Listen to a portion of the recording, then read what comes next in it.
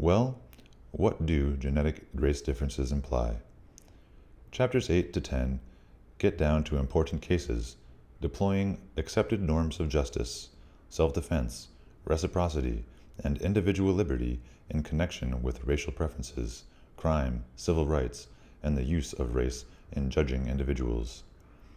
Chapter 8 maintains that whites owe blacks no compensation in any form because the limitations of blacks are byproducts of genetic differences, not injuries done by whites.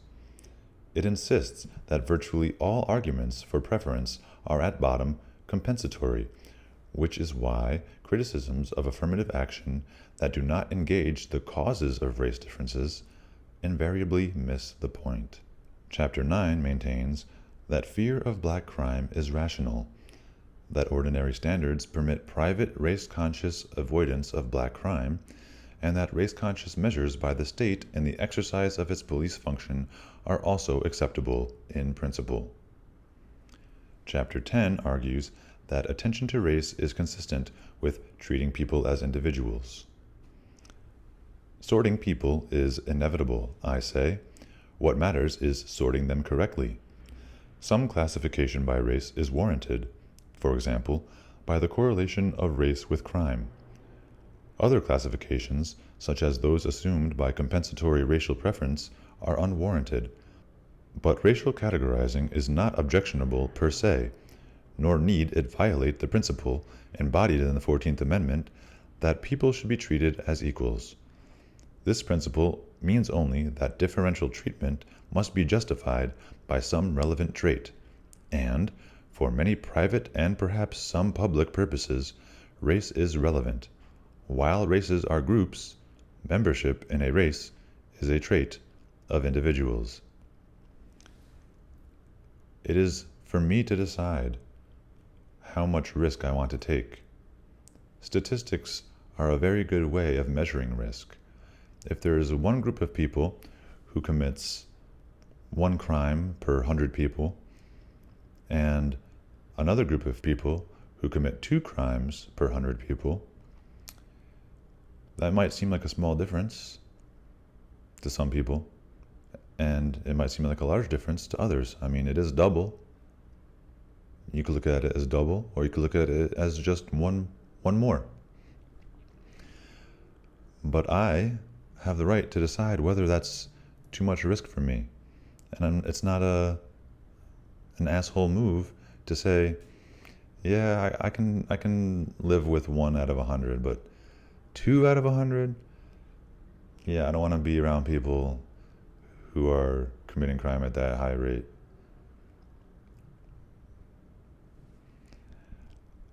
I conclude that anti-discrimination laws violate versions of the Golden Rule and freedom of association widely accepted in non-racial contexts. Others, lots of names here, defend a similar position. I add specifically that, by ordinary standards, the desire of whites to refuse voluntary association with blacks is often reasonable. It is well to scout at the outset 2 common errors about group differences, each the overestimation of a statistical cliché. One cliché runs that group differences permit overlap, that, for example, not all blacks are less intelligent than all whites. Yeah, we know. This is of course so. Mean differences allow exceptions and decree nothing about specific individuals. However, mean group differences do support conclusions about the aggregate characteristics of groups and the likely characteristics of individuals. The fact that women are on average a half-foot shorter than men allows some women to be taller than most men, but it rules out an all-female NBA team, and it makes it rational to bet that the next woman you meet will be shorter than the next man. A second oversold cliché is that variation within groups typically far exceeds the difference between their means. Again, this is indisputable. The gap between the brightest and dullest white is much greater than that between the average white and the average black. But once again, this does not vitiate between group differences. Within sex variation in height is about 4 feet, an order of magnitude greater than the 6-inch difference between the average man and average woman. Yet this 6 inches difference still explains why tall women are extremely rare. Likewise, the fact that the 15-point mean difference in IQ between blacks and whites is less than the 100-point spread between the brightest and dullest whites still permits the 15-point gap to carry important consequences, such as the relative scarcity of black scientists. For the same reason, the fact that there is more genetic diversity among Africans than between Africans and non-Africans does not render a comparison of African to non-African means senseless. Quote, senseless, as someone described it. There is much more diversity of height among dogs than among giraffes, but it is quite sensible to observe that dogs are typically shorter than giraffes. My conclusions may sound cheerless, although a more positive word is sobering. To clarify just what attitude is appropriate, I ask you, the reader, to imagine that you are the President of the United States, keen to do something about the race problem, but unsure how. In a week, you are to give your recommendations to the nation. I have tried to write the book you would want to read. The afterword is the speech you might be led to give. I should say a word about what drew me to the topic of race, and the overall question of motives. In part, my interest is a purely intellectual response to the challenge of clarifying such notions as innate, natural, and genetic. Few problems are as intriguing as how we humans got the way we are, and what light human differences shed on evolution. Like many professional philosophers, I am drawn to the conceptual foundations of these questions. A more immediate concern has been affirmative action, which began just after my own academic career did. Since the early 1970s, I have been aware of white male associates unable to get positions because of their race and sex. From the first, I sensed something amiss, but had trouble formulating what that something was. I gave some thought to compensatory justice, and knew of Arthur Jensen's work on race differences, yet I did not put them together for many years. In 1982, I managed to review Jensen's Straight Talk About Mental Tests and Gould's The Mismeasure of Man, without fully connecting race differences in intelligence to the redress rationale for affirmative action. It took me so long to see the obvious connection, and others still miss it, I believe, because of a distraction by the red herrings that litter discussions of race. Repeated warnings against consequences that race differences do not have obscure the consequences they do. Consider this characteristic volley from the Wanton, quote, "But suppose the difference between the black and the white IQ distributions were completely genetic. What program for social action flows from that fact? Should all black children be given a different education from all white children, even the 11% who are better than the average white child?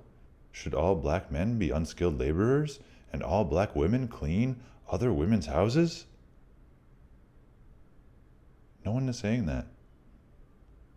Talk about a straw man. Wow. A constant need to fend off attributions of idiocy, here that all black women should be domestics, draws attention away from more serious reasons that race differences might be important. Having to contend with an army of straw men deflects one's concentration.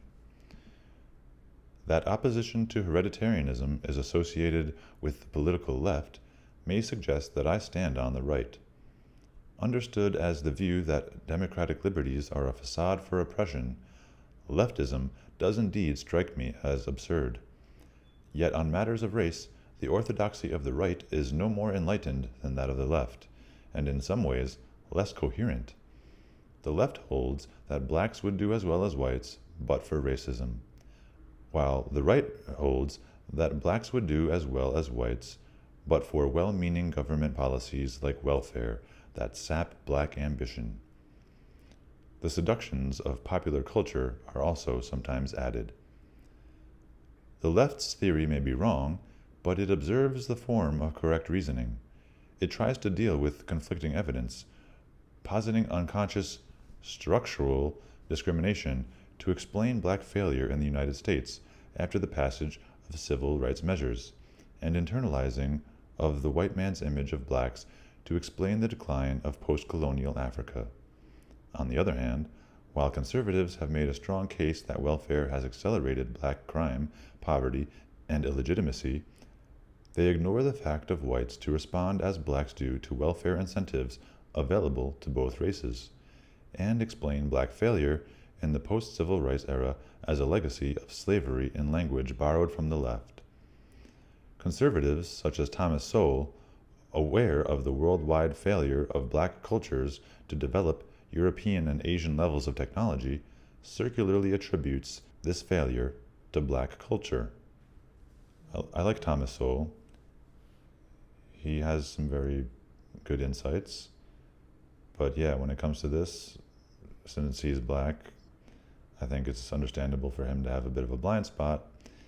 And yeah, he basically says, black culture sucks because black culture sucks.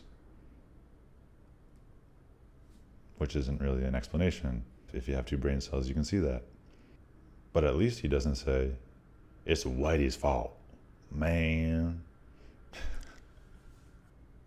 Does that make him an Uncle Tom? Left and right tend to share four premises. One, of course, is that the racial differences are caused by forces external to the races themselves. Racism for the left, government intrusion for the right. A second is impatience with quantitative reasoning. Prior to inquiry, it is natural to ascribe the black-white attainment gap to a number of causes, including genes, environmental correlates of genes, discrimination, and historical accidents. The substantive issue is how much each factor contributes. Yet both sides cast the debate in all or nothing terms. It is all oppression or all welfare, with nothing in between. No genes in betweens. Some single factor or cluster of factors may well explain the entire race gap, but the question whether one factor dominates must be asked before it can be answered. Incidentally, the all or nothing mindset can coexist with extensive use of descriptive statistics. Hacker, for instance, presents pages of quantitative data on race differences in residential patterns, crime, income, reproductive trends, and academic success, but goes on, without any causal analysis, to attribute these differences entirely to white racism. A preoccupation with blame leads both the left and the right to conflate questions of cause with questions of fault. The causal question is simply, why do the races differ? The complex fault question is, what malice or folly created these differences? Finally, both left and right see the failure of blacks to live like whites as a problem. Certainly, blacks are less prosperous than whites, but this relative shortfall does not imply that blacks are deprived in any absolute sense. A black with a TV set and a flush toilet has treasures undreamed of by the pharaohs. Should the black-white discrepancy be an expression of more basic biological differences, it is not clear why anything must be done about it. After all, it is not a problem that owls live in trees while gophers dwell underground, unless an owl is forced to live in a burrow. Consider the black-white difference in infant mortality, cited by Janes and Williams, as a paradigm consequence of preventable social conditions. Should this difference be a biological phenomenon, as recent research suggests, it is no more a social evil than is the susceptibility of Jews to Tay-Sachs disease. Humanitarian reasons would remain for trying to save more black babies, but the majority could no longer be held responsible for causing black infant mortality, or negligent in permitting it. To be sure, biological differences can create problems. Compare the underground owl. Behavior evolved in Africa may be maladaptive in urban societies created by Caucasians, making life in white society a problem for blacks, and the frequent conflict between black behavior and white norms a problem for everyone. But sheer differences in prosperity are not in themselves bad. I'm not sure if that's really true, because if there's a large wealth gap, that's obviously going to breed envy. So it is kind of bad. To be sure, blame laying has its comforts. One can try to improve a bad situation caused by bad deeds by attacking the culprits, an option not available absent culprits. Racial conflict due to discrimination can be treated by suppressing discriminators. Conflict not stemming from discrimination is, to that extent, less tractable, hence, paradoxically, more alarming. So, basically, simple-minded people want simple solutions. But there is no simple solution to genetic differences. What do we do about it? Can't just change the genes, can we? It's not like changing a pair of Levi jeans for a pair of Wranglers. Talk of blame and evil leads inescapably to the Newtsies. I'm going to say Newtsie and Hler, because I think those words might be bad words for JTube. Talk of blame and evil leads inescapably to the Newtsies, and whether the views expressed here resemble Uncle H's, Mr. Hler. Strenuous denial would only... Oh, and by the way, this is a bluish guy speaking, a bluish guy writing this book, if you know what I mean. So to call him a Newtsie, kind of funny. Strenuous denial would only strengthen the suspicion that there is something to deny. But one decisive point should be made. Nothing that Hler believed or did has any logical bearing on any issue of substance. That a bad man believed races differ does not mean that all races are the same. That his actions were caused by this belief does not make those actions its corollaries. Physics has allowed the development of weapons, but that does not falsify physics, nor are the monstrous uses to which these weapons have been put implicit in the discoveries that made them possible. I'm sure Hler believed that 2 + 2 is 4. Does that mean we should stop believing that? Or that we should not use that information or apply it in any way? Hler believed genes are different, so anyone else who believes that must be like him. Real logical. Invocation of Hler is one of many ways in which discussions of race are warped into battles between good and evil.